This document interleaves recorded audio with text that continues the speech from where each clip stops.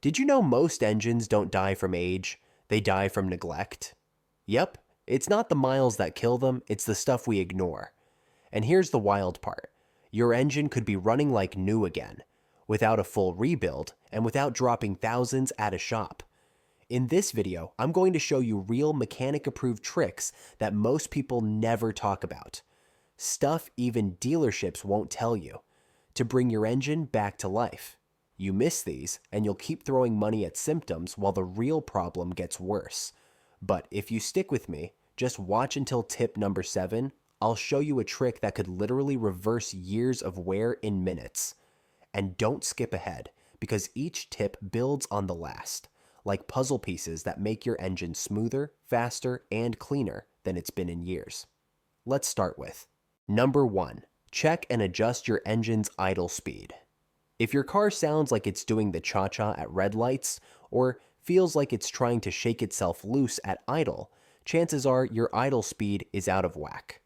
Over time, carbon buildup, old sensors, or throttle changes can throw the idle off balance.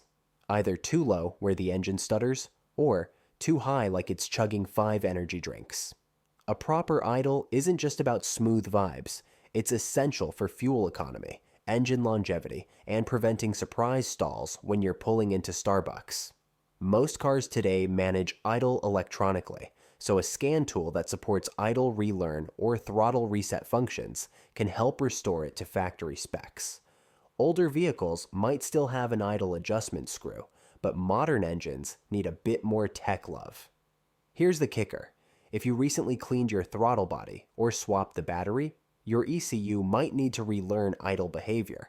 Otherwise, you're solving one problem and creating another. So don't skip this step thinking it's too small to matter. Sometimes, the key to making your engine run like new again isn't under the hood. It's in letting your car remember how to breathe properly. Number 2. Inspect PCV valve.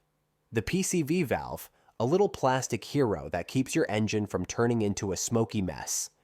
PCV stands for positive crankcase ventilation, but don't let the fancy name scare you.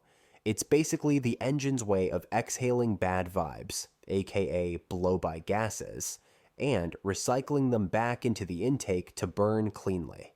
Over time, though, the PCV valve can clog or stick open, and that's when problems start creeping in. Think oil leaks, sludge buildup, and even weird idling. Your engine slowly choking on its own fumes. Not a great look. The good news? It's cheap, easy to check, and often located on or near the valve cover. Shake it. If it rattles like a maraca, it's probably fine. If it's silent or coated in oil gunk, replace it. Simple. And don't underestimate this. A bad PCV valve can pretend to be a serious engine issue. So before you panic and assume your car needs a full rebuild, check this $10 part first. Trust me, catching this early is one of those little hinges that swing big doors kind of deals. Number 3. Perform a compression test. If your engine doesn't have good compression, all the cleaning sprays and fancy additives in the world won't save it. Compression is the foundation of power. It's how your engine turns air and fuel into motion. Think of it like this. Your cylinders are tiny pressure cookers, and if they can't build pressure, they can't cook up horsepower. A compression test checks how airtight each cylinder is, and the results can reveal deep secrets, like worn piston rings, leaky valves, or even a cracked head gasket just waiting to ruin your day. Number 4. Flush the engine oil system. You change your oil regularly, right? Good. But here's the thing most people don't realize. If you've been skipping oil changes or using cheap oil, there's probably a gunky horror film playing inside your engine right now, starring sludge, varnish, and carbon buildup. Just changing the oil might not be enough to clean it out. That's where an engine oil flush comes in. It's like a detox cleanse, but for metal. You pour a specialized flush additive into your engine before your oil change. Let it idle for 10 to 15 minutes, and it loosens up all the gunk clinging to your engine's internals. Then you drain everything out, sludge and all, and fill it with fresh oil. It's especially helpful for older engines that haven't had the best maintenance history. Now, some people are scared of flushing because they think it might knock loose chunks and cause leaks. But if your engine is healthy and you're using a reputable flush product, it's a safe and smart way to restore proper oil flow and reduce internal friction. You wouldn't drink protein shakes without ever cleaning your blender, right? Same logic here. Number 5. Test the engine coolant temperature sensor. This little guy doesn't get the attention it deserves. The engine coolant temperature sensor, or ECT sensor. It's basically the thermostat's smart cousin, constantly whispering to the ECU, "Hey, we're warm enough now. Adjust the fuel and ignition timing." If this sensor goes bad, your car's brain gets the wrong info, and that means poor fuel economy, sluggish performance, hard cold starts, or even your radiator fan refusing to turn on when it's hotter than a jalapeno in July. Worse, a faulty ECT sensor might not throw a code right away, which makes it one of those sneaky little gremlins hiding in plain sight. Testing it is simple with a multimeter or an OBD2 scanner that reads live data. Watch the temperature readings from a cold start. They should gradually rise with engine temperature. Number 6. Inspect timing chain or belt tension. This isn't just another moving part. It's the part that keeps your pistons and valves from crashing into each other like two drunk dancers in a mosh pit. Over time, your timing belt can stretch, crack, or lose tension, and timing chains, though tougher, can rattle themselves loose if the guides wear out or the tensioner fails. You might hear a metallic slapping or rattling noise on startup, or notice rough idle misfires, or poor fuel economy. Ignore those signs, and you might be on a first-name basis with your tow truck driver soon. If your car uses a timing belt, check your manual. Most need replacing between 60,000 and 100,000 miles. Timing chain should be inspected if you hear noise, or if your high-mileage car hasn't had any attention in years. This is one of those silent killers of engines, and by the time it snaps, it's already too late. So take this seriously. Tension matters. Number 7. Relearn throttle and idle adaptations after service. Okay, you just cleaned your throttle body, changed the battery, or maybe swapped out a sensor. Good job.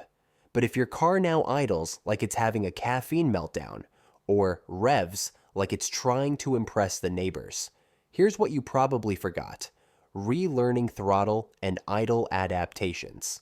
Modern cars are smarter than ever, but they also get confused when their memory is wiped. Disconnecting the battery or cleaning sensors can reset the ECU's learned behavior, and that means your car literally forgets how to breathe and idle properly. Number 8. Inspect and clean intake manifold and EGR system. Your engine might be gasping for air and you wouldn't even know it, thanks to years of carbon buildup silently choking your intake manifold and EGR system. These two systems are like the lungs and recycling center of your engine. The EGR system reroutes small amounts of exhaust gas back into the intake to lower combustion temps and reduce emissions. Sounds noble, right? But over time, that exhaust leaves behind sticky carbon deposits, especially in modern engines with direct injection. This gunk clogs up the intake runners and EGR valve, messing with airflow, causing hesitation, knocking, rough idles, and even check engine lights. It's like your engine's trying to run a marathon while breathing through a straw.